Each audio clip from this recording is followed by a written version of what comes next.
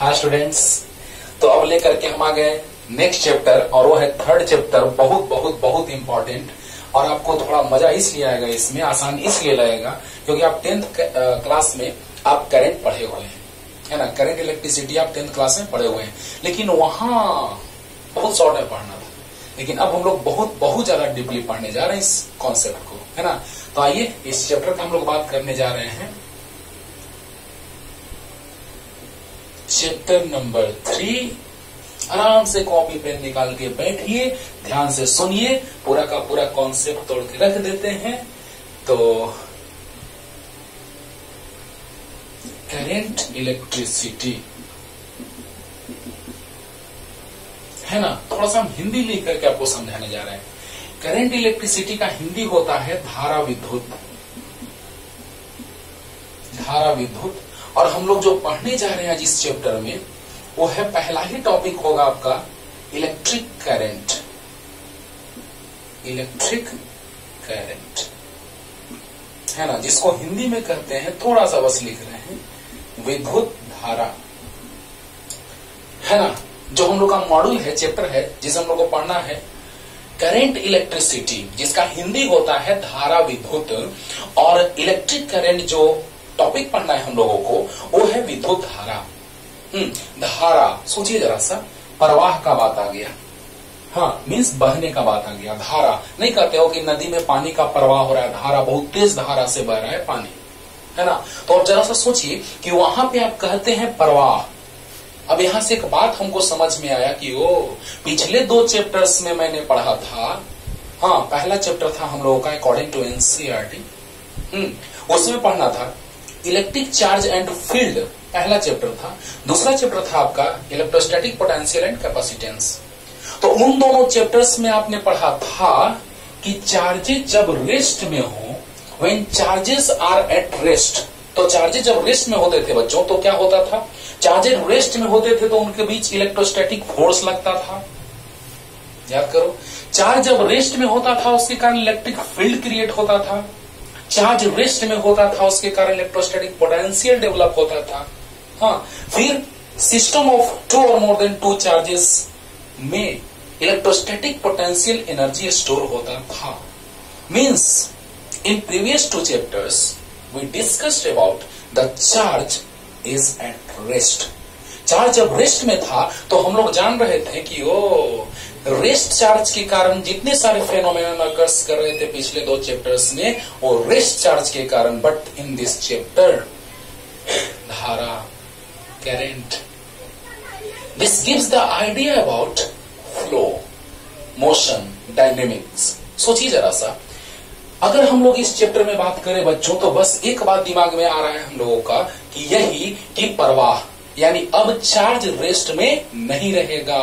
In this chapter, we discussed about the motion of charge or dynamic of charges. Okay? Means motion, motion.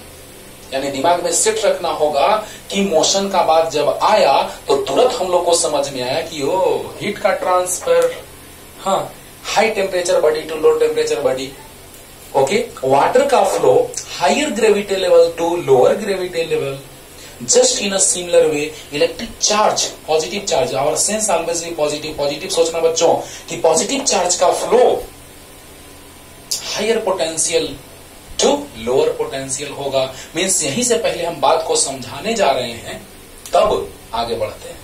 Okay, पहले basic concept समझाएंगे, ऐसे अगले lecture का हम बात करेंगे बच्चों। तो अगले लेक्चर में आपको हम बताएंगे I इक्वल टू NEAVD, ये ड्रिफ्ट वेलोसिटी है, ये एरिया ऑफ क्रॉस सेक्शन है, charge, magnitude of charge on electron है, नंबर डेंसिटी है, number of electrons per unit volume, I current है।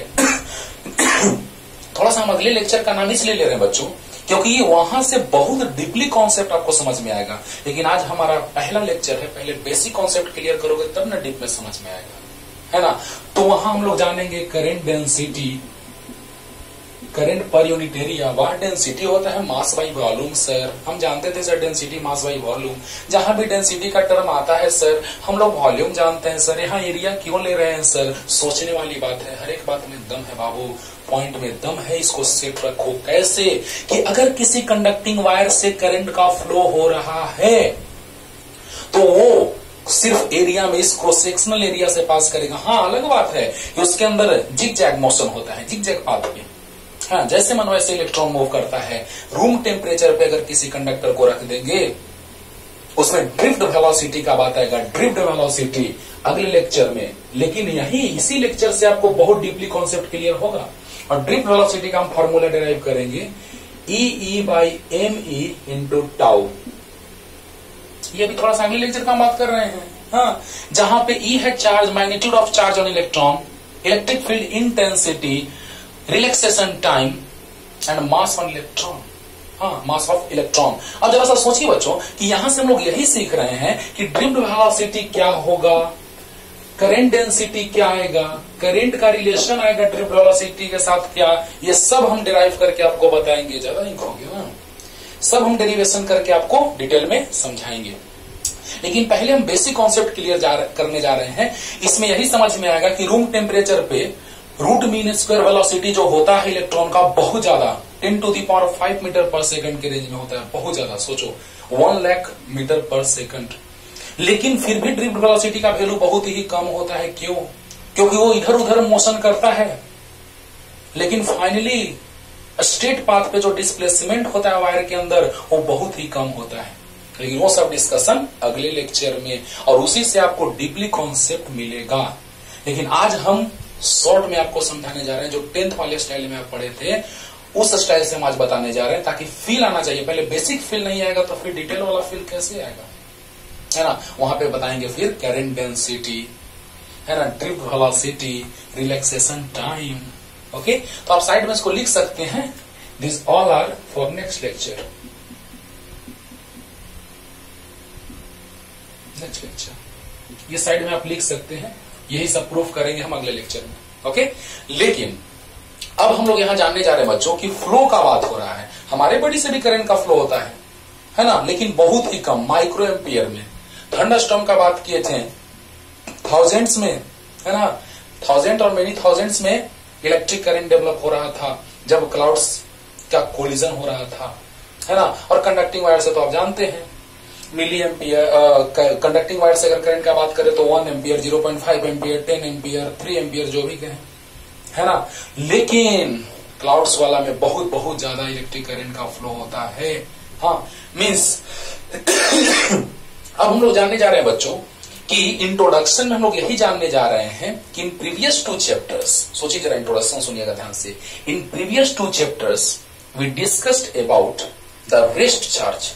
हाँ, different types of phenomena occurs when charges at rest, but in this chapter we discussed about the motion of charge or dynamic means motion को ही बताता है बाबू, dynamics of charges, motion, dynamics means motion. तो सोचिए जरा सा कि यहां हम लोग जानने जा रहे हैं यही कि बेसिक कॉन्सेप्ट में हम लोग यही जानने जा रहे हैं कि चार्जेस जो होंगे यहां मोशन में होंगे।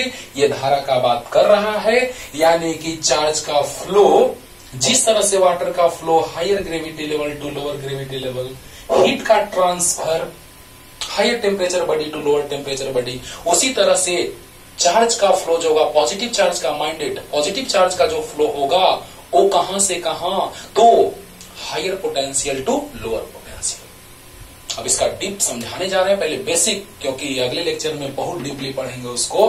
लेकिन अभी हम बेसिक कॉन्सेप्ट जानने जा रहे हैं, कैसे आइए तब डिफाइन करने जा रहे हैं बाबू। तो चैप्टर का नाम लिख लीजिएगा और डिफाइन करेंगे इलेक्ट्रिक करंट। पहले आपको समझाते हैं कि क्या हो रहा है ना। हम लोग मानते हैं, हम जानते हैं ये बात कि our sense always be positive. हाँ तो देखिए वो जरा सा थोड़ा फील करते हैं बच्चों, ध्यान दो। यहां पर अगर एक कंडक्टर है ना, अभी डायरेक्ट हम बैटरी कनेक्ट कर रहे हैं, हाँ, अगर बैटरी नहीं कनेक्ट किए होंगे, जैसे हम क्लास में एंट्री नहीं मारे हैं क्लासरूम में, तो बहुत सारे बच्चे इधर उधर मोशन कर रहे हैं। उसी तरह से इलेक्ट्रॉन्स भी इधर उधर मोशन करते रहते हैं। लेकिन जैसे ही हम क्लासरूम में एंट्री मारे, मीन्स हमने बैटरी कनेक्ट किया, तो इलेक्ट्रॉन्स अरेंज हो गए। देखो बाबू, ये कंडक्टर को हम बैटरी से कनेक्ट नहीं किए हैं तो क्या होगा, हाँ, और जब कनेक्ट कर देंगे तो क्या होगा। तो कनेक्ट करने वाला कॉन्सेप्ट आज हम जानने जा रहे हैं, क्योंकि this is a first lecture of current electricity. लेकिन अगले लेक्चर में उसका डीप चलेगा। ये 10th में भी आप पढ़े होंगे, है ना, लेकिन थोड़ा सा इसमें भी स्टाइलिश वे में बता रहे हैं। और अगले लेक्चर में चलेगा कि क्या होता है जब बैटरी नहीं कनेक्ट करते हैं, तो किस तरह से इलेक्ट्रॉन इधर उधर मूव करता है ना। ड्रिफ्ट वेलोसिटी क्या होता है, रिलैक्सेशन टाइम ड्रिफ्ट वेलोसिटी में रिलेशन क्या होता है, ड्रिफ्ट वेलोसिटी करंट में क्या रिलेशन होता है, करंट डेंसिटी क्या है। तो देख रहे हो ना, हम बार बार कह रहे हैं कि किसी क्लोज्ड एरिया से एरिया ऑफ क्रॉस सेक्शन का बात करेंगे। तो जरा सा सोचिए कि जैसे ही क्रॉस सेक्शनल एरिया का बात किए, अभी थोड़ा देर पहले हम ये बात बोले थे कि यहां से क्रॉस सेक्शनल एरिया का बात कर रहे हैं, तो ये एरिया से करंट का फ्लो रहा है, भले इधर उधर हो रहा है उसके अंदर, लेकिन जरा सोचो क्या यहां से निकल जा रहा है, यहां से, यानी वॉल्यूम का बात नहीं, बस ये एरिया का बात हो रहा है, एरिया ऑफ क्रॉस सेक्शन का। इसीलिए हम लोग बार बार टर्म यूज करेंगे। एक बात याद रखना कि किसी कंडक्टिंग वायर से या फिर एरिया ऑफ क्रॉस सेक्शन से। एरिया ऑफ क्रॉस सेक्शन मतलब क्या, इस पार्ट से, ना कि इस पार्ट से इलेक्ट्रॉन निकल के भाग जा रहा है। उसके अंदर जिग जैग मोशन होगा, इधर उधर जाएगा, लेकिन इसी के अंदर यहां से लेकर के फाइनली यहां तक पहुंच जाएगा। अगले लेक्चर में ज्यादा इंतजार नहीं करना है, हाँ, लेकिन आज हम उस स्टाइल में समझा रहे हैं कि आपको फील आएगा पहले लेक्चर का कॉन्सेप्ट। तो आइए कि पहला लेक्चर किस तरह से होना चाहिए। तो देखिए, इलेक्ट्रॉन्स इसके अंदर बहुत सारे होंगे, क्योंकि आपको पता है कि इलेक्ट्रॉन्स जो होंगे वो एट रैंडम इधर उधर जा रहे होंगे, लेकिन जैसे ही हमने बैटरी कनेक्ट कर दिया तो करंट का फील किस तरह से आएगा हमको वो देखते हैं। सोचो, प्लस वाला टर्मिनल, बैटरी का पॉजिटिव टर्मिनल इलेक्ट्रॉन को अट्रैक्ट करेगा, अट्रैक्ट, क्योंकि निगेटिव को पॉजिटिव अट्रैक्ट करेगा और निगेटिव को रिपेल करेगा। यानी कि निगेटिव को पॉजिटिव अट्रैक्ट किया और निगेटिव को रिपेल किया, तो यहां से हम लोग क्या जानेंगे बच्चों कि इलेक्ट्रॉन इधर आएगा, यानी इलेक्ट्रॉन के डायरेक्शन ऑफ मोशन जो होगा इलेक्ट्रॉन का इधर होगा।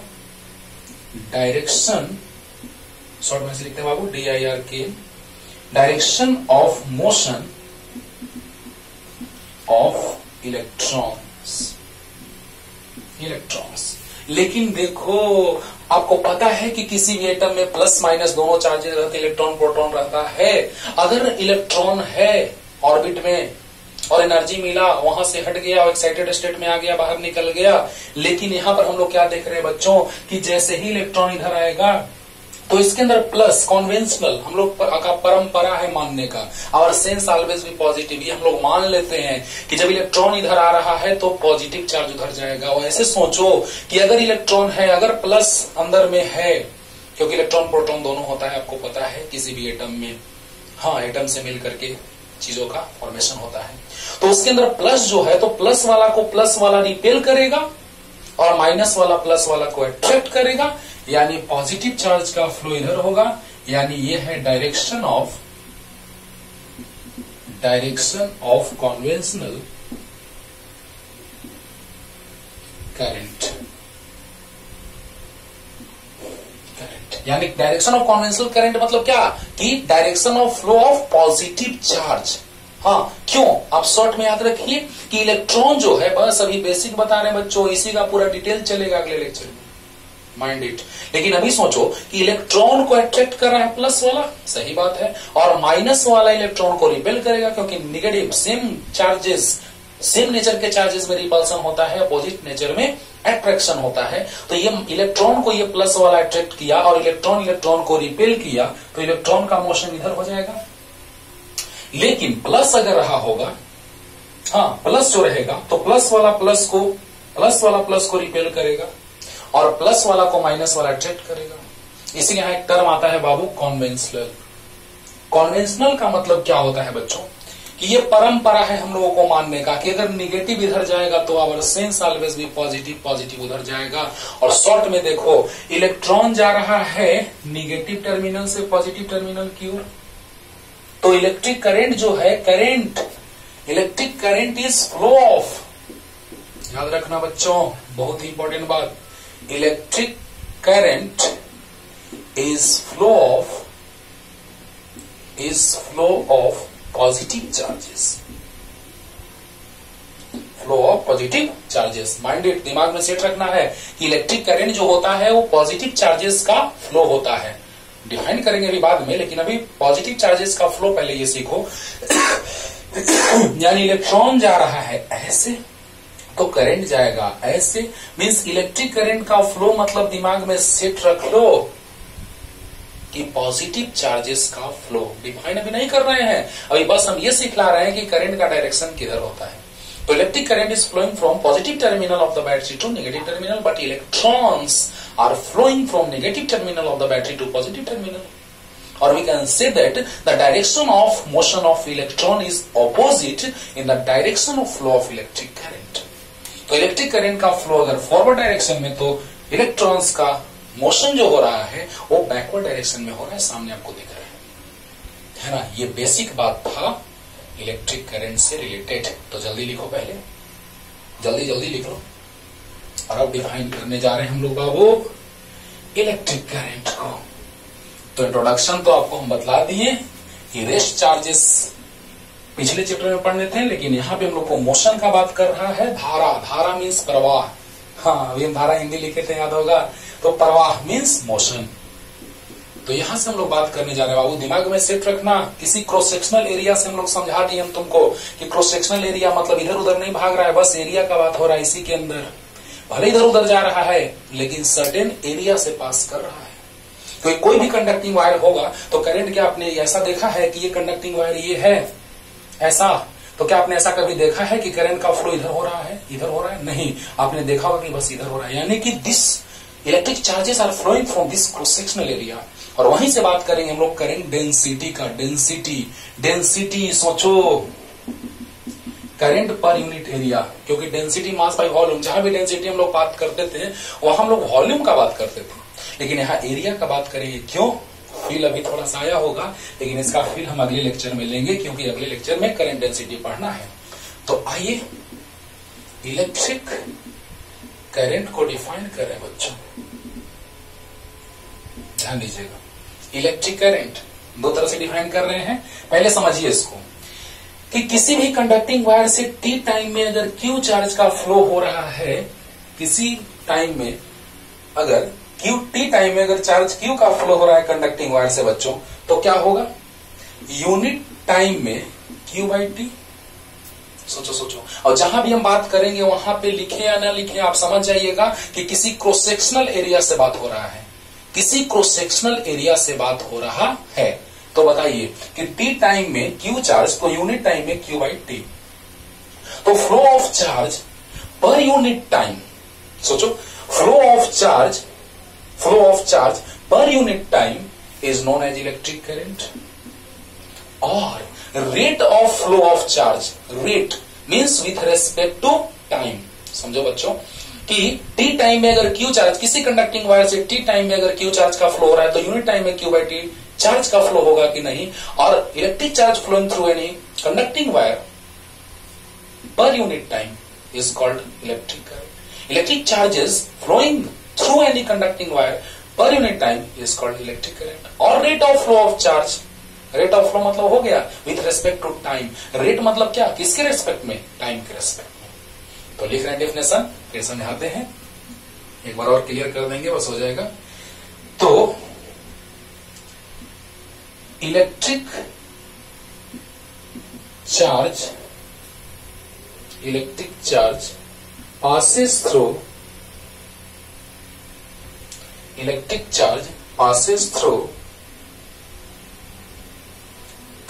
cross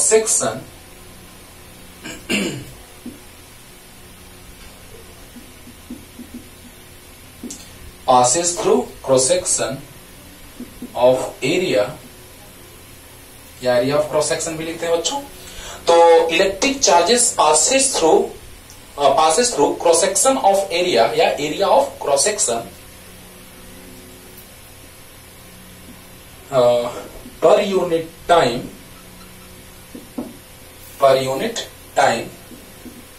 इज कॉल्ड, और अगर स्लो लगे स्पीड तो बढ़ा लीजिएगा, इज कॉल्ड इलेक्ट्रिक करंट। तो ये बात हम बार बार नहीं लिखेंगे, ये बात आप समझ जाइएगा। कंडक्टिंग वायर हम लोग लिखेंगे, हाँ cross section of area of conductor भी लिख सकते हैं। Electric charges passes through cross section of area of conductor, लिख दीजिए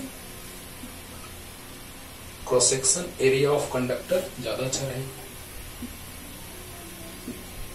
ऑफ कंडक्टर। समझ जाना, शॉर्ट में कंडक्टर है। देखो बच्चों, और एक डिफिनेशन लिख रहे हैं। अब बार बार हम एरिया ऑफ क्रॉस सेक्शन का बात नहीं करेंगे, समझ जाना भावनाओं को कि बार बार एरिया ऑफ क्रॉस सेक्शन का बात आएगा। तो देखिए, rate of flow of charge, rate of flow of charge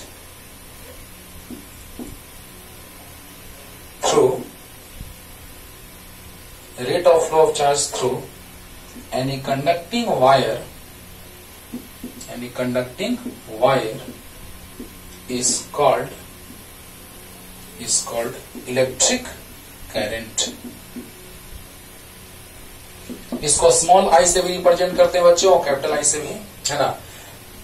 ये स्केलर क्वांटिटी है, क्यों डिटेल बताने जा रहे हैं, है ना। पहले डिफिनेशन समझिए।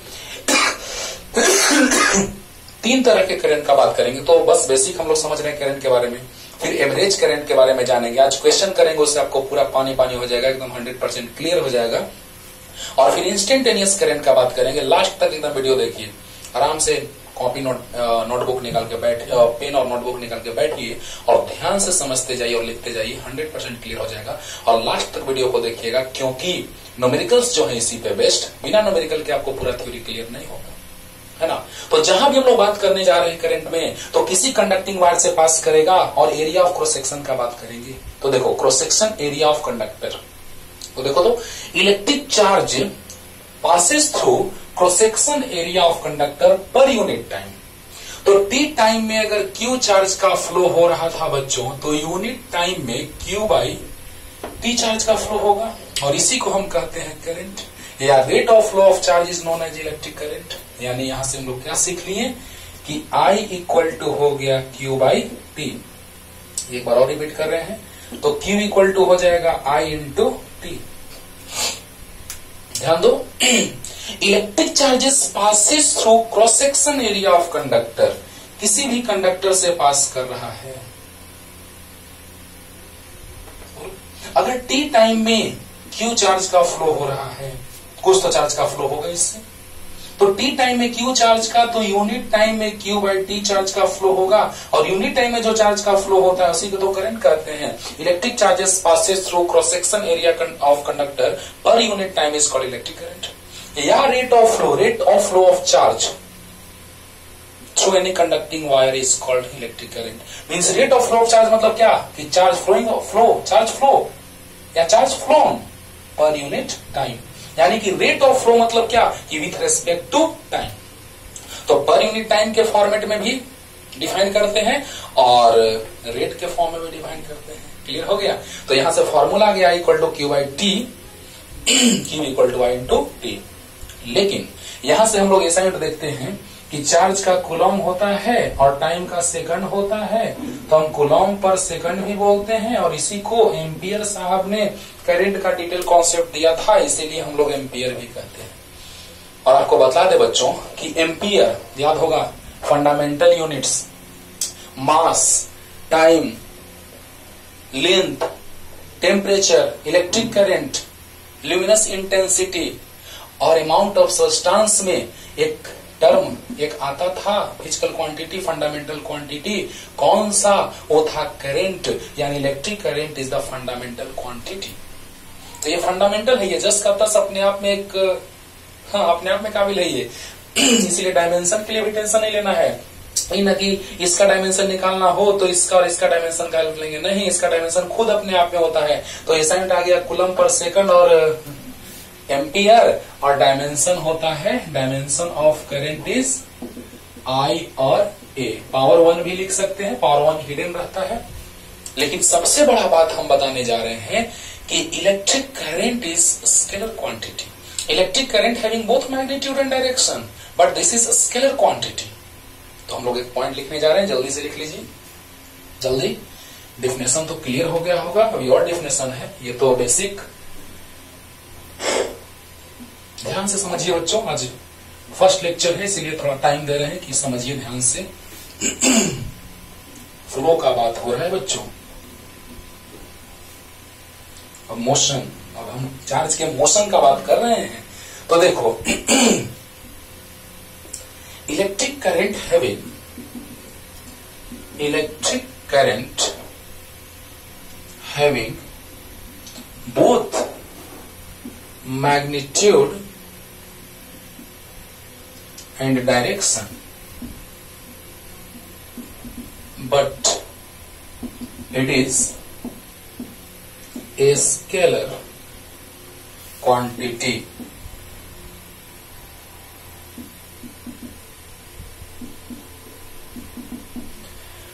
Electric current having both magnitude and direction, but it is a scalar quantity because it does not obey the vector addition law. इतना भी लिख सकते हैं, या vector addition law of triangle भी लिख सकते हैं। ट्रायंगल के जैसा फिर हम कॉन्सेप्ट पैरेललोग्राम में पढ़ते हैं, जो वेक्टर में सेकंड चैप्टर में हम लोग जब हम पढ़ेंगे 11th क्लास का लेक्चर अपलोड करेंगे तो उसमें हम पढ़ाएंगे vector addition law of triangle, vector addition law of parallelogram, है ना।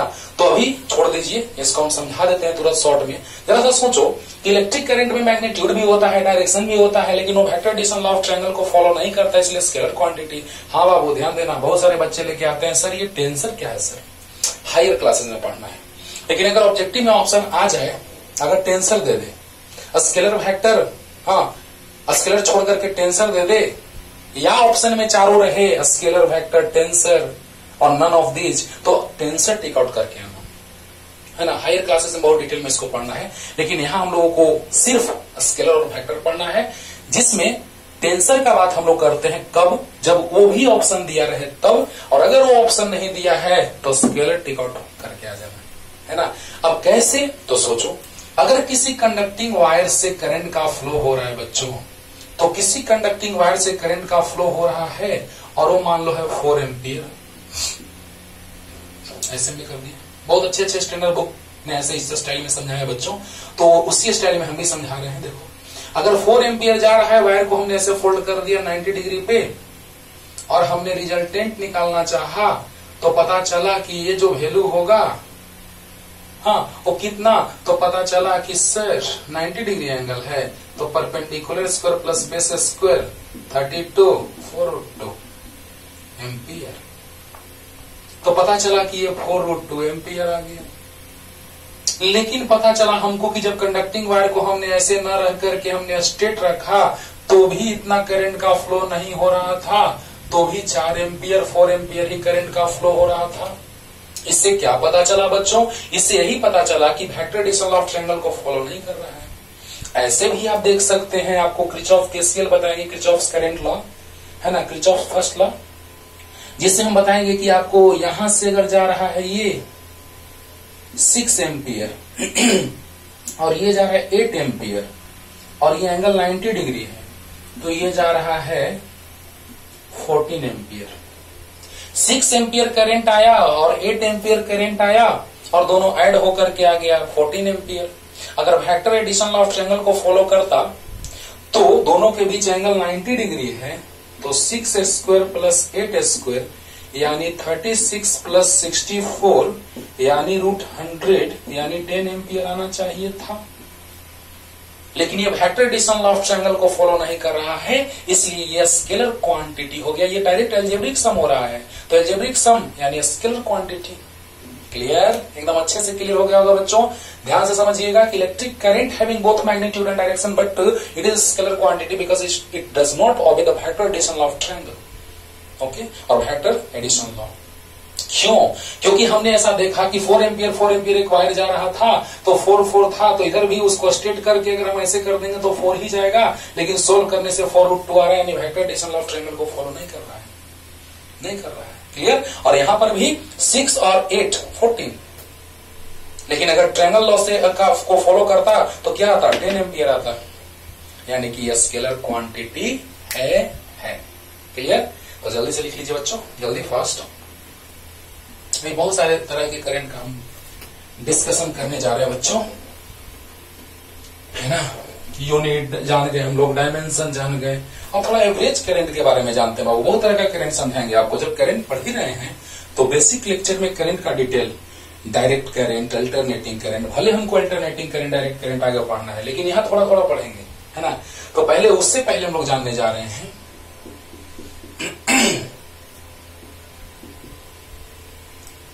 Average current. वाह, देखो बच्चों, जैसे कि क्वेश्चन है, मान लो Q = 1 + t + t²। जब टाइम 0 रहा होगा तो चार्ज 1 कूलम आया होगा। समझना, ध्यान से पहले समझो, यही एग्जांपल लेंगे हम आगे। हाँ, और टाइम मान लो 2 सेकंड रहा होगा तो 1 + 2 + 2 का स्क्वायर 4, 4 और 2 6 और 1 7 कूलम। देखिए एवरेज करंट कैसे निकलता है बाबू। I average change in charge divided by change in time. Change in charge हो गया 7 - 1, चेंज इन टाइम हो गया 2 - 0, यानी 6/2 = 3 एम्पियर। यही आंसर आ जाएगा। एक क्वेश्चन भी हम लोग शॉर्ट में बना लिए और कॉन्सेप्ट भी सीख लेंगे कि अगर किसी करंट कैरिंग कंडक्टिंग वायर से, देखो अभी वायर हम इस तरह का ले रहे हैं, करंट डेंसिटी अगले लेक्चर में बताएंगे तो हम इस तरह का वायर लेके चलेंगे, है ना। एक जगह वायर थिक रहेगा तो एक जगह वायर थिन रहेगा, है ना। यहाँ करंट का डेंसिटी ज्यादा होगा, यहाँ करंट का डेंसिटी कम होगा। यहाँ पे 10 लोग हैं, कम भीड़ है, यहाँ पे 10 लोग आ जाएंगे, ज्यादा भीड़ हो जाएगा। शॉर्ट में समझो ना यार, फील करो, फील। अब देखो यहाँ पे मान लो कि टाइम जब 0 था, चार्ज किसी कंडक्टिंग वायर से चार्ज का फ्लो हो रहा है, and charge the function of time, charge varies with time. तो बताइए जब चार्ज वेरी करेगा टाइम के साथ क्या होगा, जरा सा सोचो कि यहाँ पर हम लोग क्या देख रहे हैं कि जब टाइम 0 है तो चार्ज 1 कूलम है, टाइम 0 0 0 + 1 1, और टाइम 2 तो 2 का स्क्वायर 4 + 2 6 + 1 7। तो बताइए 0 सेकंड में चार्ज 1 कूलम था और 2 सेकंड में हो गया 7 कूलम, तो कितना चार्ज इससे फ्लो किया, तो 6 कूलम। पहले से 0 टाइम पे 1 कूलम था, तो कैसे पता चला, तो चेंज इन चार्ज, और टाइम कितना, तो 2 - 0 2 सेकंड, यानी 2 सेकंड में कितना चार्ज का फ्लो हुआ, तो 6 कूलम, और 6/2 यानी 3 एम्पियर आ गया। क्लियर। तो और बार बार हम कह रहे हैं बच्चों, एक बात दिमाग में रखना है सेट एकदम, कि एरिया ऑफ क्रॉस सेक्शन का बात करेंगे हम लोग, क्रॉस सेक्शनल एरिया का बात करेंगे, क्योंकि किसी फिक्स एरिया से करंट के फ्लो होने का बात हो रहा है, चार्जेस के फ्लो होने के बात हो रहे हैं। तो ये मत लिखिए, बस हिंट दिए हैं, डेफिनेशन लिख रहे हैं। क्वेश्चन कराएंगे तो बहुत अच्छे से आपको क्लियर हो जाएगा। फिर इंस्टेंटेनियस करंट पे आ रहे हैं, तो ratio of total charge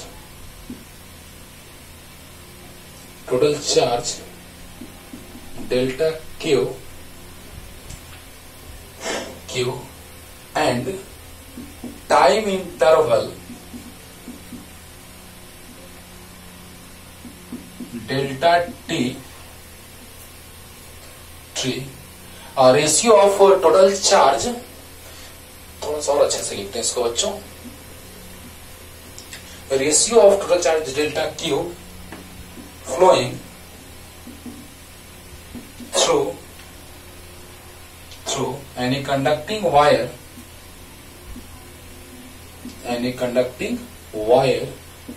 and time interval delta T is known as, हम उतना भी लिख के छोड़ सकते थे कि ratio of total charge and time interval delta T, क्योंकि आप जान रहे हैं कि चार्ज का फ्लो कंडक्टिंग वायर से हो रहा है, लेकिन और भी अच्छे से डेफिनेशन लिख दी कि ratio of total charge delta Q flowing through any conducting wire and time interval delta T is known as average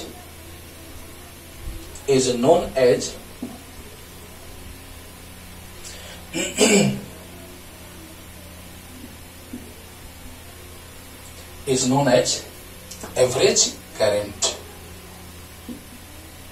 okay, average current. तो जरा सा सोचिए बच्चों, एवरेज करंट का अगर हम लोग बात कर रहे हैं तो ratio of total charge delta Q flowing through any conducting wire and time interval delta T is known as, मतलब जितने टाइम इंटरवल में चार्ज का फ्लो हो रहा है उस चार्ज और उस टाइम के रेशियो को हम क्या कहते हैं? एवरेज करंट कहते हैं। तो डेल्टा टी टाइम में अगर सोचो जरा सा, टी टाइम में अगर क्यू चार्ज का फ्लो हुआ था तो यूनिट टाइम में क्यू बाई टी, तो डेल्टा टी टाइम में, इसी को ना करंट बोले थे, डेल्टा टी टाइम में डेल्टा क्यू चार्ज का फ्लो रहा तो यूनिट टाइम में delta Q by delta T, and this is known as average. क्योंकि आप कहीं से कहीं जा रहे हैं बच्चों, जैसे मान लिया जाए कि आप यहां से 150 किलोमीटर कहीं दूर जा रहे हैं, तो total distance by total time is known as average speed. Total distance by total time is known as average speed. तो टोटल डिस्टेंस और टोटल टाइम का रेशियो जो होगा वो एवरेज स्पीड होगा। बोलिए बोलिए। तो यहां पर भी टोटल टाइम और टोटल चार्ज का बात किया, तो डेल्टा टी टाइम में डेल्टा क्यू चार्ज का फ्लो हो रहा है तो यूनिट टाइम में delta Q by delta T, तो एवरेज का बात हुआ। हाँ, लेकिन किसी इंस्टेंट का बात करने जा रहे हैं बच्चों, ये एवरेज का बात हो रहा है, हम किसी इंस्टेंट का बात करने जा रहे हैं, वही इंस्टेंटेनियस हो जाएगा। जल्दी जल्दी जल्दी लिखो। तो एवरेज क्या है? तो बस जितना चार्ज फ्लो किया कंडक्टिंग वायर से उसका, और जो जितना टाइम लगा उसके रेशियो को हम क्या कहते हैं? तो एवरेज करंट कहते हैं। जल्दी, रेशियो टोटल चार्ज। ओके, अब देखिए, अब हम बात करने जा रहे हैं इंस्टेंटेनियस करंट का। इंस्टेंटेनियस करंट तो किसी इंस्टेंट पे बाबू, है ना,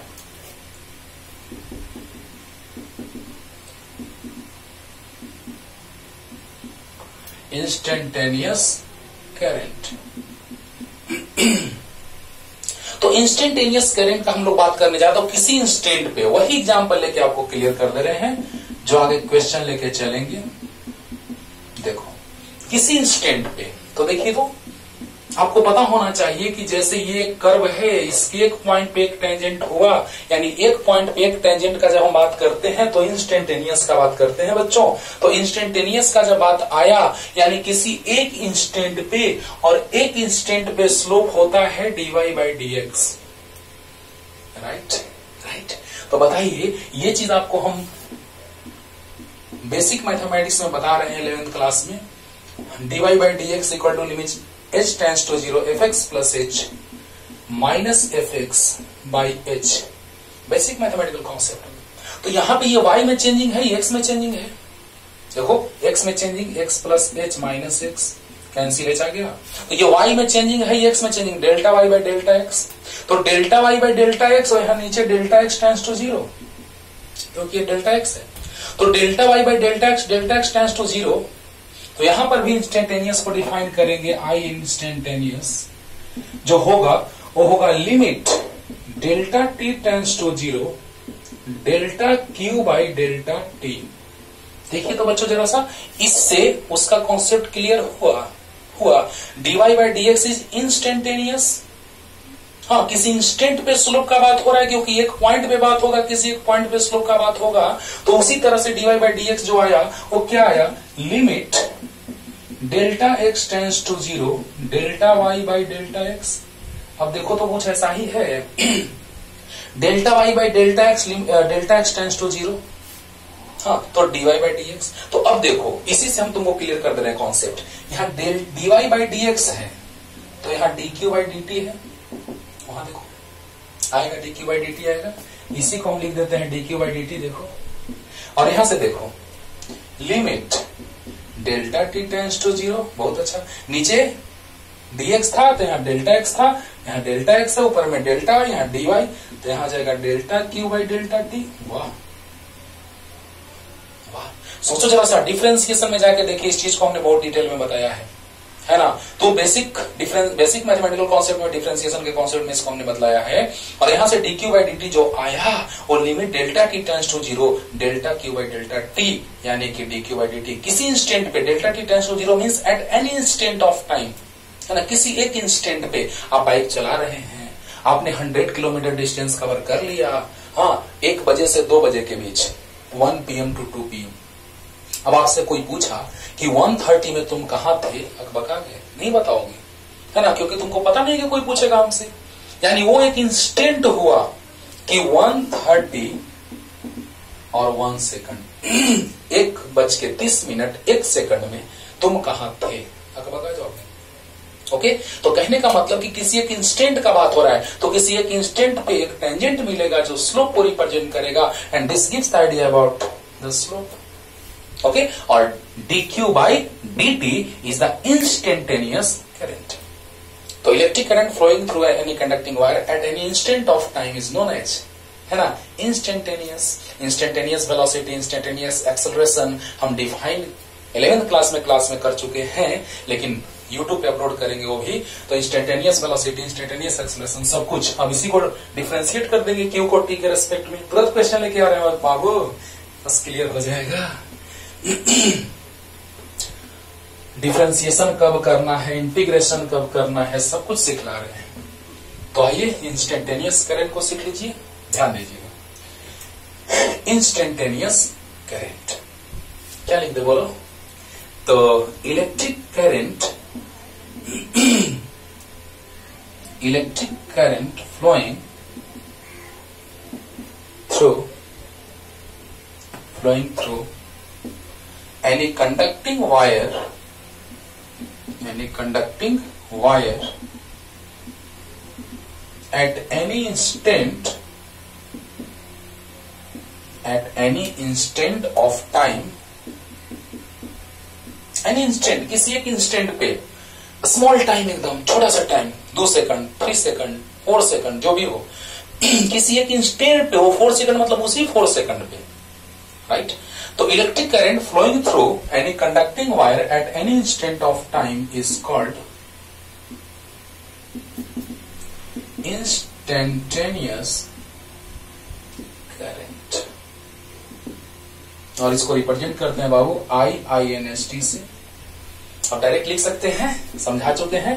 IINST equal limit delta t tends to 0 delta q by delta t, and finally it is written as dq by dt. d बताता है बाबू इंस्टेंटेनियस को, और दिमाग में एकदम सेट रखो, d बताता है किसको, इंस्टेंटेनियस को, राइट। क्वेश्चन में कुछ नहीं कहेगा, बोल देगा कि at 2 second find the electric current flowing through the conductor at t equal to 2 second. तो समझ जाना कि इंस्टेंटेनियस पूछ रहा है, राइट। तो जल्दी से लिख लीजिए, जल्दी। 4 तरह का करंट और हम बताने जा रहे हैं आपको, उसके बाद न्यूमेरिकल। आज बेसिक इलेक्ट्रिक करंट का बेसिक लेक्चर है बाबू, फर्स्ट लेक्चर, लेकिन इसमें हमने करंट का beसिक कॉन्सेप्ट आपको क्लियर किया, अभी लास्ट होगा तब, है ना। 4 तरह का करंट, स्टेडी करंट,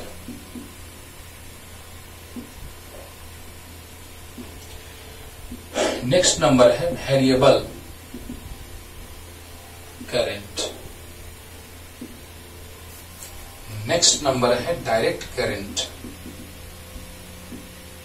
सब समझा रहे हैं डिटेल में वो, और नेक्स्ट नंबर है अल्टरनेटिंग करंट। डायरेक्ट करंट को डीसी भी बोलते हैं, बहुत ज्यादा तुम लोग डीसी डीसी एसी डीसी करते रहते हो, लेकिन थोड़ा सा समझाते हैं, क्लियर करते हैं।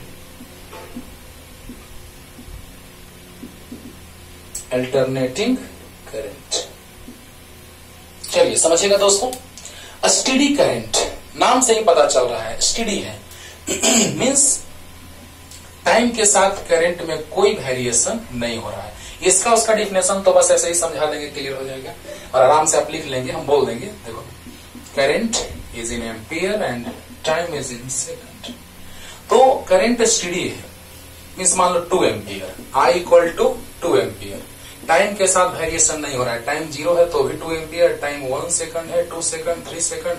हाँ, इसमें गौर करना है बच्चों, ये नहीं कि 4 डेज 5 डेज तक हम एक बैटरी लिए, है ना, नीपो एवरेडी जो भी बैटरी है उसको लिए और हम लोग बल्ब को कनेक्ट कर दिए, ग्लो कर रहा है बल्ब, और पता चला कि 10-15 दिन तक छोड़ दिए, तब करेंगे सर करंट तो उतना हो ही नहीं रहा फ्लो। नहीं, हम लोग जब स्टडी करते हैं तो some small time interval of time, है ना, स्मॉल टाइम इंटरवल का हम बात करते हैं। तो बताइए, जब 0 टाइम है तो करंट 2 एम्पियर, 1 सेकंड तो भी 2 एम्पियर, 2 सेकंड तो भी 2 एम्पियर, 3 सेकंड तो भी 2 ampere. Means electric current passes through any current carrying conducting wire is independent of time or does not depends on time is known as steady current। आराम से आप लिख लेंगे, है ना, कि time I equal to 2 ampere है। मान लो हमने एक बैटरी से, ओम्स लॉ तो आप जानते हैं, बस थोड़ा सा हिंट दे रहे हैं, रेजिस्टेंस है मान लो 5 ओम, और एक बैटरी है जिसका पोटेंशियल डिफरेंस है 10 वोल्ट। करंट का फ्लो पॉजिटिव टू नेगेटिव, है ना, क्योंकि करंट का फ्लो पॉजिटिव चार्ज का फ्लो, तो V equal to I R according to Ohm's law पढ़ेंगे इसी चैप्टर में आगे। तो V है 10, I इंटू R है 5, तो I equal to 2 ampere. Understood और नॉट? तो बताइए 2 एम्पियर करंट, हाँ, लेकिन बहुत ज्यादा दिन तक नहीं, ये नहीं कि 10-15 दिन तक छोड़ दिए बल्ब को जला करके, पता चला कि बल्ब जलना बंद कर दिया, ग्लो करना बंद कर दिया। मीन्स क्या, तो एनर्जी बैटरी का समाप्त हो गया होगा। कहने का मतलब बच्चों कि हम लोग स्मॉल टाइम इंटरवल का बात करते हैं, तो इलेक्ट्रिक करंट, ध्यान देना, इलेक्ट्रिक करंट का हम लोग बात कर रहे हैं which is independent of time. Electric current passes through any current carrying conducting wire which is independent of time और does not depends on time is known as steady current. Clear हो गया होगा? जल्दी लिख लो, उतना डिफिनेशन लिख के और ये लिख लीजिएगा। ये हो गया स्टेडी करंट का बात, यानी इंडिपेंडेंट ऑफ टाइम। लेकिन वेरिएबल नाम से ही पता चल रहा है कि the electric current flowing through any current carrying conducting wire which depends on time is called variable current.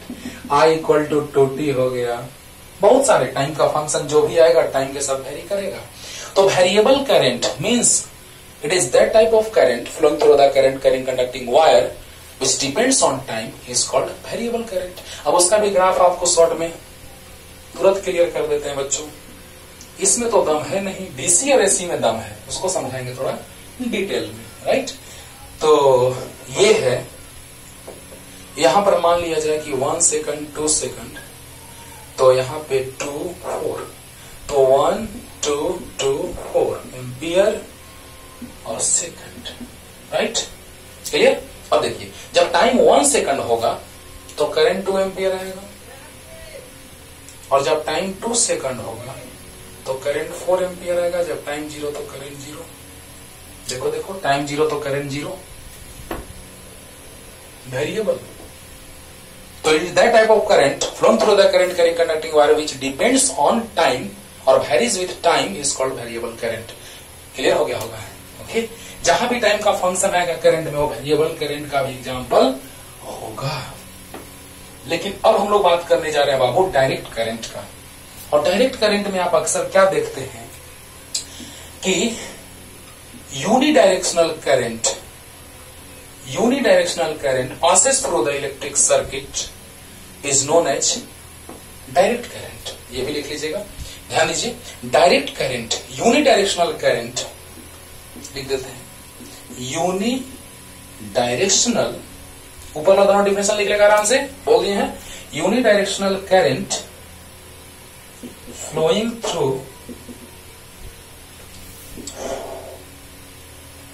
Through the conducting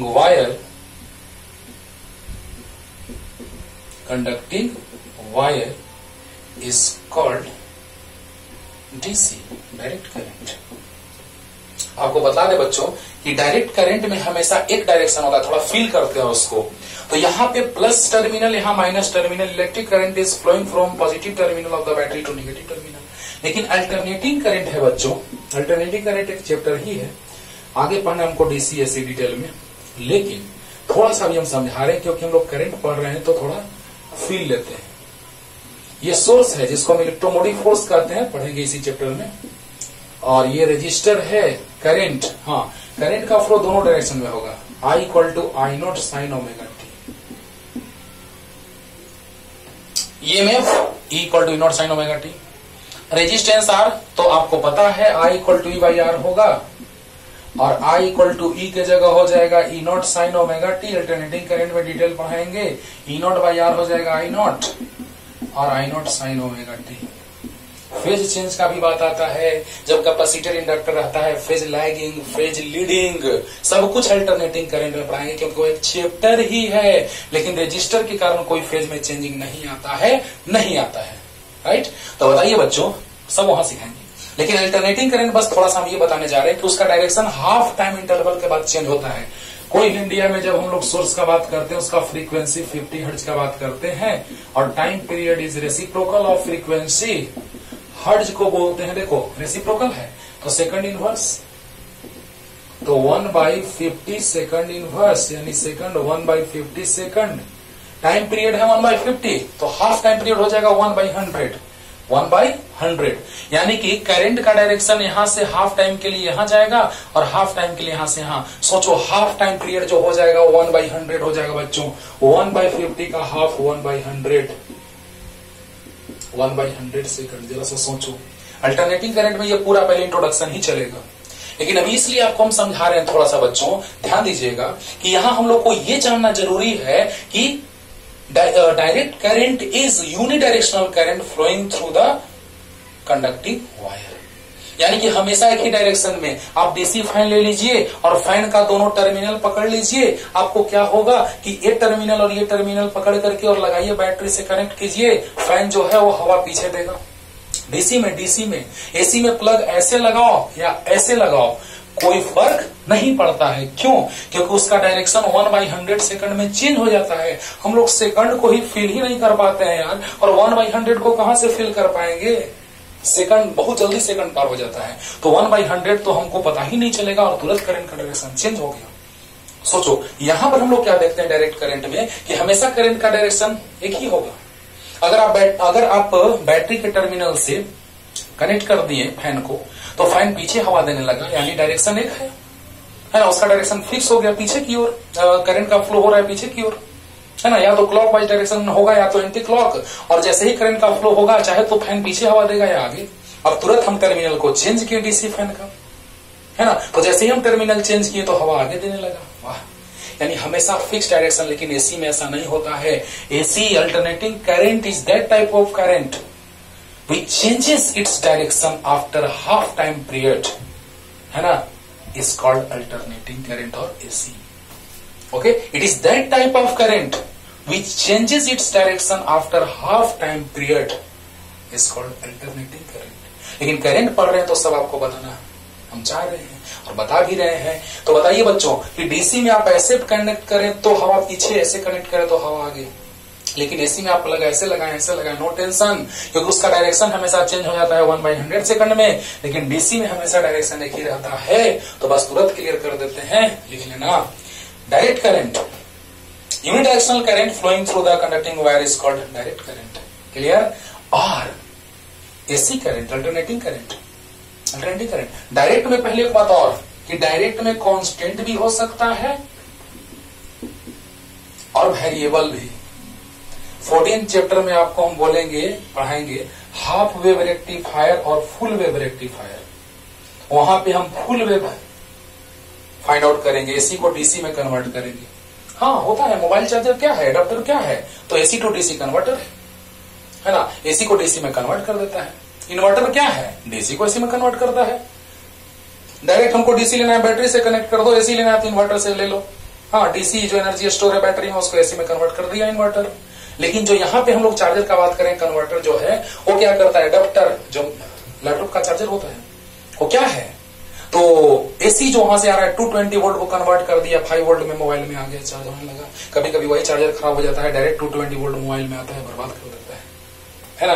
तो यहाँ है डायरेक्ट करंट कि हमेशा उसका डायरेक्शन फिक्स होगा, डायरेक्ट करंट। लेकिन alternating current, the current, it is that type of current passes through the electric circuit which changes its direction after half time period। तो देखिए इसका जो ग्राफ होगा कुछ ऐसा होगा। एसी है तो हाफ टाइम में प्लस और हाफ टाइम में माइनस, मतलब डायरेक्शन चेंज। प्लस माइनस मतलब क्या कि आधे समय में इधर जाएगा करंट, आधे समय में इधर जाएगा, हाफ टाइम पीरियड में इधर जाएगा, हाफ टाइम पीरियड में इधर जाएगा, इसीलिए आधे में प्लस, आधे में माइनस, आधे में प्लस, आधे में माइनस। इसका बहुत डिटेल चलना है, चैप्टर ही है, अब सोचो कितना डिटेल होगा, लेकिन थोड़ा थोड़ा हमने आपको इसमें बता दिया। और एसी को डीसी में बदलते हैं। ये फुल वेव रेक्टिफायर से डायोड का यूज करते हैं बाबू, एलईडी, नाम सुने होंगे, एलईडी, लाइट इमिटिंग डायोड। उस डायोड का हम लोग यूज करेंगे, डायोड का, है ना, पीएन जंक्शन डायोड उसको बोलते हैं, P type N type semiconductors होते हैं। तो उस डायोड का यूज करके हम लोग फुल वेव और हाफ वेव रेक्टिफायर का फॉर्मेशन करते हैं। हाफ वेव में ऐसा मिलता है सिग्नल, हाफ सिग्नल मिलता है, फुल वेव में कंप्लीट सिग्नल मिलता है। लेकिन ये चीज 14 चैप्टर में, और ये अल्टरनेटिंग करंट एक चैप्टर है उसमें। चलो फिर भी थोड़ा थोड़ा बता दिए इसके बारे में, जल्दी लिख लेना। अल्टरनेटिव करंट लिख लेगा कि हाफ टाइम पीरियड में डायरेक्शन करंट का चेंज होगा। ओके, तो तुरंत लेके आते हैं क्वेश्चन बाबू। आगे क्वेश्चन लेकर के बाबू देखा जाए, तो इतना टाइम वेस्ट होता, इससे बचने के लिए यही हम लोग कर सकते हैं, है ना। तो देखा जाए, पूरा क्वेश्चन लिख दिए हैं, पहले आप लिख लीजिए क्वेश्चन को, और बहुत आसानी से हर एक टाइप के क्वेश्चन को आपके सामने रखते हैं। कुछ और टाइप्स हैं बचे हुए, इसके बाद वो भी करा देते हैं। जल्दी जल्दी लिख लो। कह कि if 1 ampere electric current is passes through the conducting wire in 1 second, then find the number of electrons. Passes through it भी लिख सकते हैं लास्ट में, find the number of electrons passes through it.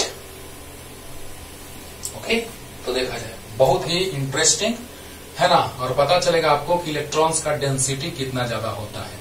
तो सॉल्यूशन क्या क्या दिया है बच्चों, ध्यान दो। आई दिया है, करंट दिया है 1 एम्पियर, टाइम दिया है 1 सेकंड, यहां से चार्ज भी निकाल लेंगे आराम से। तो हम लोग जानते हैं कि वी नो दैट क्या बोलिए, I equal to Q by T, तो Q equal to I t, I है 1 और T है 1, दोनों ऐसा यूनिट है, तो चार्ज का भी ऐसा यूनिट कूलॉम। क्लियर हो गया होगा, अरे बोलो। तो I दिया है, T दिया है, Q equal to I t हो गया, 1 इंटू 1 1, और हम जानते हैं according to quantization of charge. इसका वीडियो तो अपलोड नहीं किया है अभी, मोड ले ली, लेकिन अपलोड करेंगे स्टार्टिंग से सब, क्योंकि कोरोना के प्रभाव के कारण जहां से पढ़ाई स्टार्ट क्लास में जहां तक हुआ था वहां से पढ़ा रहे हैं, लेकिन सारा वीडियो अपलोड किया जाएगा धीरे धीरे। तो यहां पे जल्दी आइए, जल्दी जल्दी जल्दी। क्यू निकल गया 1 कूलॉम, और Q equal to plus minus n ही होता है, मोड ले लिए क्योंकि हमको number of electrons find out करना है। Q है 1 कूलॉम, राइट, मोड हट गया तो प्लस माइनस हट गया, और इलेक्ट्रॉन पे चार्ज जो होता है बच्चों, फंडामेंटल चार्ज को, this is the fundamental charge E, तो कूलॉम से कूलॉम कैंसिल, तो 1 divided by 1.6 into 10 to the power minus 19 equal to n, तो 1 में इसे डिवाइड होगा तो इतना आएगा, और ये ऊपर जाएगा तो पावर प्लस में 19 होगा, 10 से मल्टीप्लाई तो 10 से डिवाइड होगा, 10 से मल्टीप्लाई किए तो 10 से डिवाइड करेंगे। इतना इलेक्ट्रॉन पर सेकंड फ्लो हो रहा है अगर कंडक्टिंग वायर से, तो 1 एम्पियर करंट का फ्लो हो रहा है 1 सेकंड में। सोचो जरा सा, ये अगर किसी कंडक्टिंग वायर से अगर 1 एम्पियर करंट का फ्लो हो रहा है 1 सेकंड में, 1 सेकंड में, तो सोचिए इतने इलेक्ट्रॉन्स का फ्लो हो रहा है। इतने इलेक्ट्रॉन्स मतलब समझ रहे हैं ना, यहाँ पॉइंट हटाएंगे तो 100 आएगा, कैंसिल होगा, पावर 16 बचेगा, यानी इतने 16 जीरो होगा।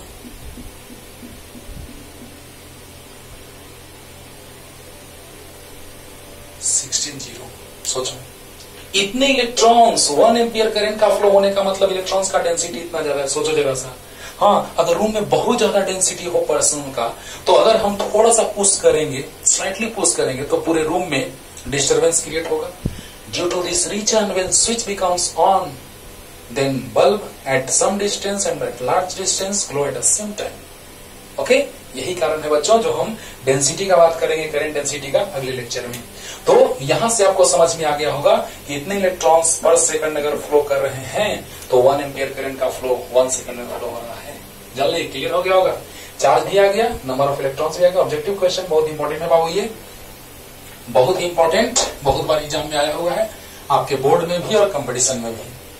अब देखिए, इलेक्ट्रिक चार्ज ही तो इजी है बाबू। अच्छा, उसी तरह का एक क्वेश्चन कर लेते हैं। अगर नंबर ऑफ इलेक्ट्रॉन्स ही दिया रहता बाबू, 2 × 10⁻19 दिया रहता नंबर ऑफ इलेक्ट्रॉन्स, और बोलता कि 1 सेकंड में कितने चार्ज का फ्लो हो रहा है और करंट का, तो यहां से चार्ज भी निकल जाएगा और करंट भी निकल जाएगा। तो Q = ± NE होता है। यहां से चार्ज पूछ रहे हैं आपसे और करंट पूछ रहा है, बना लेंगे आराम से। अरे बोलो, n दिया है नंबर ऑफ इलेक्ट्रॉन्स, टाइम दिया है 1 सेकंड, तो यहां से तो Q आराम से निकाल लेंगे आप according to coordination of charge. Q = ± NE, plus minus खत्म। n का वैल्यू दिया है 2 × 10⁻19, E का वैल्यू होता है 1.16 - 19, आ गया वो 3.2 कूलम, और I = होता है Q/T, तो 3.2/1, 3.2 एम्पियर आंसर। ये भी आंसर क्लियर हो गया होगा अच्छे से, एकदम कुछ जान नहीं है।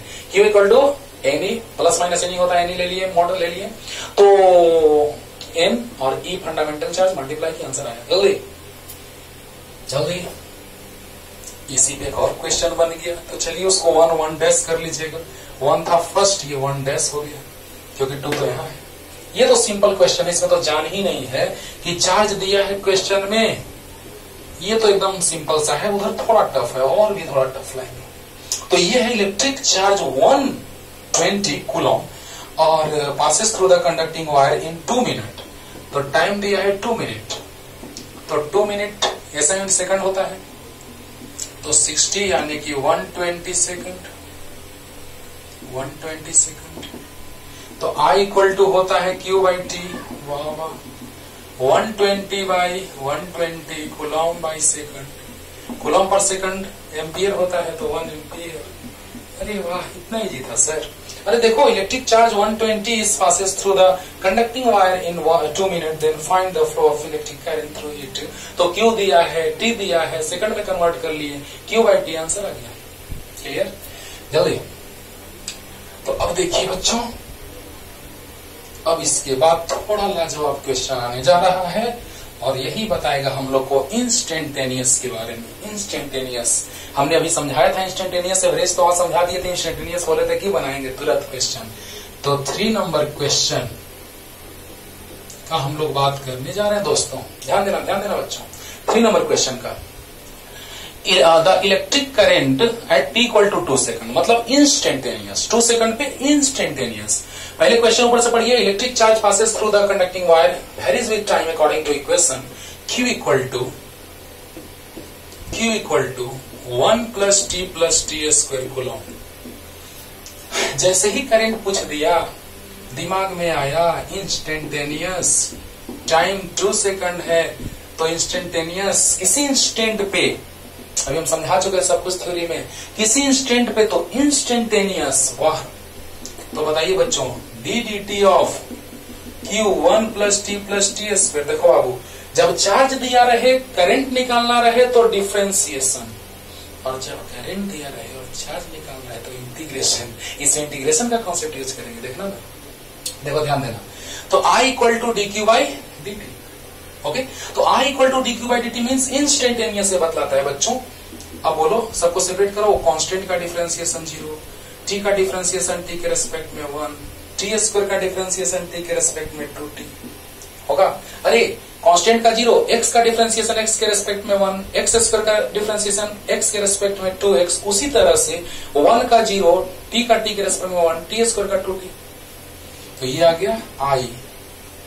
तो I = आ गया बच्चों 1 + 2T। तो at T = 2 second means instantaneous. Instantaneous बाबू दिमाग में सेट रखना, किसी एक टाइम पे पूछेगा तो समझ लेना that the instantaneous value, okay. तो बताइए, I = हो जाएगा 1 + 2 × 2, तो 4 और 1 5 एम्पियर। ये आ गया इंस्टेंटेनियस करंट। आप आराम से समझ रहे होंगे, कोई जान नहीं है। बोलो बोलो, अच्छे से समझोगे, कोई जान नहीं है। I = dQ/dt, ddt of 1 + T + T², 1 constant का 0, T का 1 और T² का 2T, ओके। अब आया 1 + 2T at any instant of time at T = 2 second, 2 put किए, 5 एम्पियर इंस्टेंटेनियस करंट, ओके। जल्दी कर लो, जल्दी। ये कंपटीशन है, बहुत पूछते हैं बाबू, ऐसा है ना, हर तरह का क्वेश्चन आपके सामने रखने जा रहे हैं। और अब देखिए नेक्स्ट नेक्स्ट है एवरेज करंट। एवरेज तो आपको पता है, एवरेज के बारे में हम समझा चुके हैं कि आई एवरेज मतलब delta Q by delta T. I average delta Q by delta T. तो बताइए delta Q means T final minus Q initial by T final minus T initial. T final कितने टाइम पे? Average current between T equal to या from T equal to 0 second to 2 second, यानी final time हो गया 2 second और initial time 0 second. Final time 2 और initial 0। बोलिए equation क्या था? Q equal to 1 plus t square. Okay तो बताइए 2 सेकंड टाइम पे कितना चार्ज? तो 2 का स्क्वायर 4 प्लस 2 6 और 1 7। 0 सेकंड पे तो टी का वैल्यू 0 रखिए। 0 प्लस 1 1 बाई 2 यानी 6 बाई 2 यानी 3 ampere answer. This is the average current. अक्सर इसमें लोग कंफ्यूज करते हैं, कंफ्यूज नहीं करना है, एकदम ध्यान से समझिए कि I average is delta Q by delta T. Q final minus Q initial, T final minus T initial. Q final mean जिस टाइम पे दिया 2 सेकंड पे 2 का स्क्वायर 4 प्लस 2 6 प्लस 1 7 और 0 सेकंड पे 0 का square 0 plus 0 plus 1 1 by 2 final time minus initial time. Clear हो गया होगा? अरे जल्दी उतार लो, जल्दी। अब देखिए बच्चों नेक्स्ट क्वेश्चन आप पढ़िए अच्छे से। जब हम मिटाते रहे तो आप एक बार क्वेश्चन को पढ़ लिया कीजिए कि टाइम वेस्ट आपका ना हो। और 4 नंबर, अब करंट ही दे दिया है, चार्ज ही फाइंड आउट करना है। Electric current passes through the, अच्छे से हम ध्यान से क्वेश्चन पढ़िए, पूरा मजा आएगा, बहुत आसान लगेगा। Electric current passes through the conducting wire varies with time is I equal to 2t। According to question I equal to 2t ampere. Then find the charge flowing through the wire from t equal to 0 to t equal to 2 second. तो current दिया हुआ है। अब देखिए बच्चों current दिया है, charge पूछ रहा है, टाइम का फंक्शन है। तुरंत हम लोग के दिमाग में आ कि ओ टी टाइम पे तो इंस्टेंटेनियस। अब बताओ यहां से हम एक बात पहले सिखाने जा रहे हैं। अक्सर यहाँ पे हम बच्चों को ये बताते हैं कि देखो बाबू यहाँ पे क्या फर्क है। I इक्वल टू होता है Q बाई टी, तो Q equal to I t. जब करंट कांस्टेंट है तो ये फॉर्मूला लगा दो,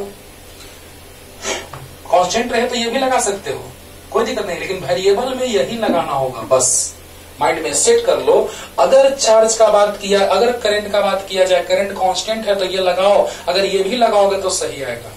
लेकिन अगर करंट वेरिएबल है तो यही लगाना होगा, इंटीग्रेशन वाला। कैसे? कांस्टेंट रहेगा तो कैसे? चलो डीक्यू का इंटीग्रेशन क्यू, कांस्टेंट बाहर निकल गया, डीटी का इंटीग्रेशन टी। बोलो कांस्टेंट था तो भी वही आ गया। लेकिन वेरिएबल रहेगा तो एकदम कसम खा लो कि यही लगेगा फॉर्मूला। क्लियर? क्योंकि वेरिएबल रहता है तो इंटीग्रेशन से बाहर नहीं निकलता है। अब देखिए बच्चों डीक्यू आई दिया है क्वेश्चन में 2t। कहां से कहां तक पूछ रहे हैं बच्चों? चेंज इन चार्ज होगा वही ना निकलेगा 0 से 2 में। तो टाइम जब 0 होगा उस समय इनिशियल चार्ज मान लो 0, और जब टाइम t रहा होगा 2 सेकंड तो चार्ज q मान लेते हैं, या ऐसे मान सकते हैं q इनिशियल q फाइनल। तो जो चेंज इन चार्ज होगा वही तो वैल्यू आएगा। अरे भाई 0 से 2 सेकंड के बीच वायर में जितना चार्ज का फ्लो हुआ वही तो हमको फाइंड आउट करना है। तो सोचिए जरा सा बच्चों कि 0 से 2 सेकंड के बीच हमको चार्ज का बात करना है। तो इनिशियल मान ले, इसको फाइनल मान ले तो चेंज वही आएगा, नो टेंशन। तो जब इनिशियली टाइम तो उसको हम 0 मान ले तो फाइनली जो आएगा उसको q, तो q माइनस 0 इक्वल टू वही चेंज। ओके तो dq का इंटीग्रेशन q 0 से q, कांस्टेंट बाहर, t का इंटीग्रेशन 0 से 2, t का पावर 1 है हिडन dt। तो यहाँ ही पावर हिडन, चलो कोई दिक्कत नहीं है। 2 कांस्टेंट बाहर, t का पावर 1 हिडन है dt। ओ पावर में 1 है, उसी से डिवाइड। अरे वाह जल्दी उतार लो, सब तो लिख लिया होगा यार। ओके अब देखिए बच्चों एकदम तुरंत क्लियर हो जाएगा। Upper limit minus lower limit equal upper limit minus lower limit 2।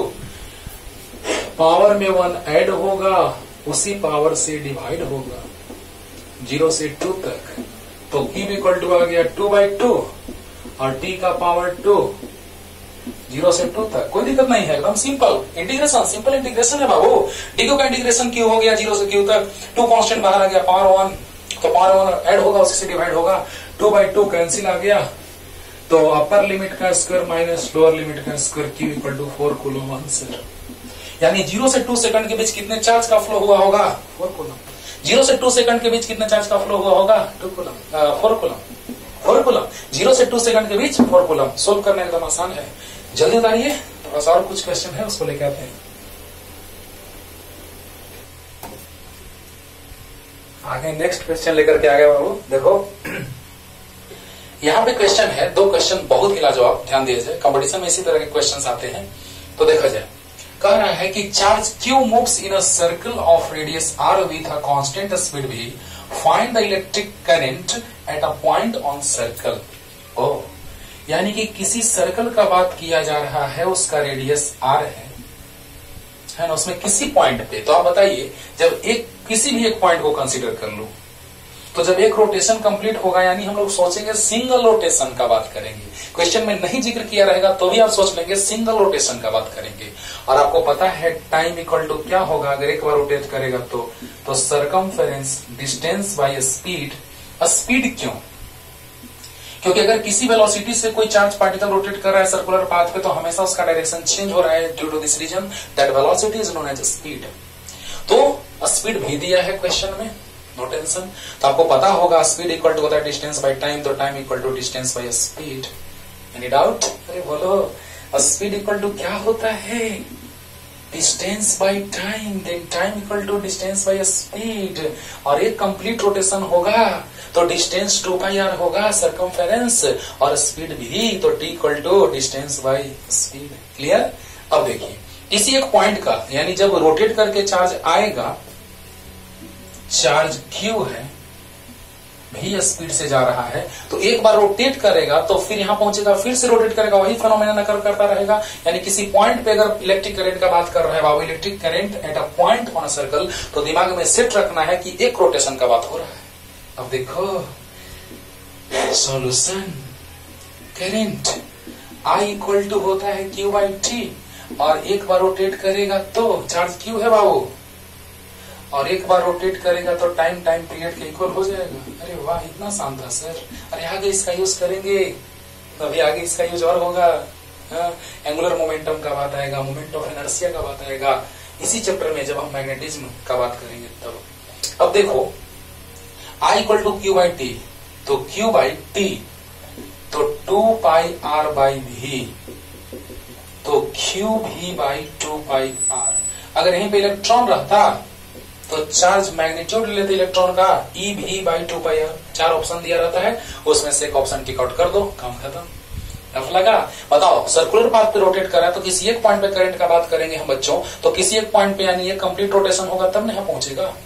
ये कंप्लीट रोटेशन आएगा, जैसे ही रोटेट करता, मान लो यहीं से रोटेट करना स्टार्ट किया चार्ज, चलो यहीं से रोटेट करना स्टार्ट किया, यहीं से, और फिर यहीं आ गया, ये कंप्लीट रोटेशन होगा। जहां से चलना स्टार्ट करेगा वहां पहुंचेगा तब ना कंप्लीट रोटेशन। तो उस पॉइंट पे इलेक्ट्रिक करंट कितना, तो बताइए I इक्वल टू Q/T होता है, Q/T हो गया complete rotation, time period 2πr/v। अरे बोलो, v ऊपर चला गया आंसर। क्लियर हुआ अच्छे से? तो जल्दी तारी। ज्यादा क्वेश्चन आता है बाबू I इक्वल टू dQ/dt से, है ना, उसको लास्ट में और एक बार हिंट देंगे कि ऐसा कैसा भी क्वेश्चन रहे टाइम डिपेंडेंट बना लेंगे आप, लेकिन ये भी लाजवाब क्वेश्चन है। देखो, in the given IT plot find the electric charge flowing through the conducting wire in time interval of 8 second. यानी 8 सेकंड में कोई कंडक्टिंग वायर रहा होगा, तो इस ग्राफ के अकॉर्डिंग, जैसे हम लोग कैसे निकालते थे कि यहाँ पे ग्राफ दिया है वेलोसिटी टाइम ग्राफ, अभी वेलोसिटी इंक्रीज कर रहा है ऑब्जेक्ट का, फिर कांस्टेंट, फिर डिक्रीज कर रहा है। हाँ, उसी तरह से यहां पर भी करंट इंक्रीज, फिर कांस्टेंट, फिर बस यहीं तक 8 सेकंड तक। यानी अब शॉर्ट में सोचो, ये वाह बहुत अच्छा बात कि एरिया इक्वल टू होता है लेंथ इंटू ब्रेथ, उसी तरह से Q इक्वल टू है I इंटू टी। अरे वाह, अरे बोलो I इक्वल टू होता है Q/T, तो Q इक्वल टू IT। अरे वाह, तो area behaves like charge, length behaves like current and breadth behaves like time. गजब। तो बोलिए बच्चों, इसका अगर एरिया निकालना चाहें तो इस ट्रायंगल का और इस क्वाड्रेटर का, जो भी रहे, स्क्वायर है, रेक्टेंगल है, जो भी रहे, है ना। तो एरिया, हाँ एरिया जरा सा सोचिए तो, चार्ज का होता है कूलॉम, करंट का होता है एम्पियर, और टाइम का सेकंड, यानी Coulomb equal two ampere second. तो यहाँ एरिया निकालेंगे तो एम्पियर सेकंड आएगा तो कूलॉम आएगा।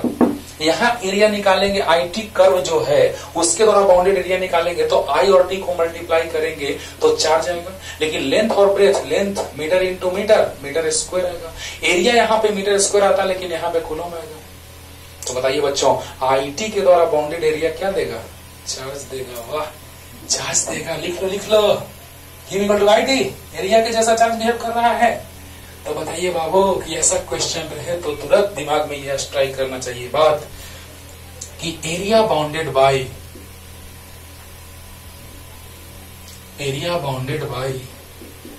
IT curve gives the charge। Okay, तो area bounded by IT curve रहे, जो भी रहे, उसके द्वारा बाउंडेड एरिया जो होगा चार्ज देगा। तो Q इक्वल टू हो जाएगा क्या? तो एरिया ऑफ OABCD मान लेते हैं। तो एरिया ऑफ ट्रायंगल कौन सा? ODA plus area of rectangle या क्वाड्रेटर, जो भी रहे, एरिया ऑफ क्वाड्रेटर कौन सा? ABCD, right. अगर हम पूरा एरिया फाइंड आउट कर लें तो चार्ज निकल जाएगा। भी तुरंत समझाएं, IT equal to area equal to length into breadth, तो IT equal to Q। Clear. अब देखो बच्चों, Q इक्वल टू आ गया एरिया, पूरा कंप्लीट एरिया। तो Q इक्वल टू आ जाएगा एरिया 1/2 इंटू बेस 4 सेकंड है बाबू, ये भी लिखते जाते हैं हम लोग। और हाइट 10 एम्पियर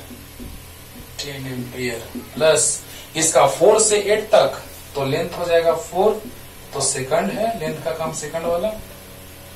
हाँ, और ब्रेथ का काम ये, कोई भी काम कर सकता है, L इंटू B कोई भी कर सकता है।